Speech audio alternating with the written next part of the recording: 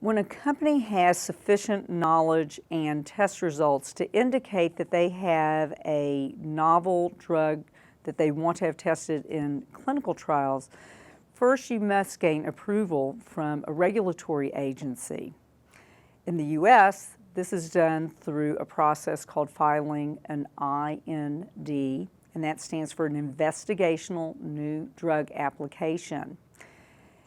As mentioned previously, you will file this application using results from the final regulated safety studies, the GLP studies. Once the FDA has an opportunity to review the investigational new drug application, they will either give you a go or no-go decision. If it's a go decision, then you can start your first clinical trials. And this is what we call phase 1. And there are 3 main phases prior to final product approval that a drug will go through.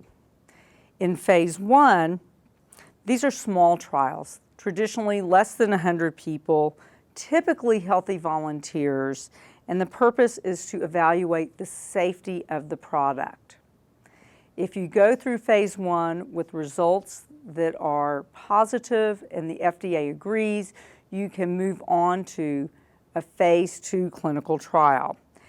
These trials are larger. Typically you'll have between 100 and 300 patients.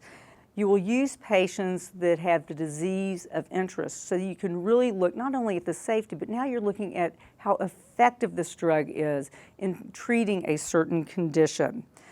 They're looking at endpoints that will show them whether this new drug product is acting the way they had anticipated it would act during the discovery and preclinical phases, and that also helps them to determine what is the most appropriate dose for the patients and how often they should be receiving those doses.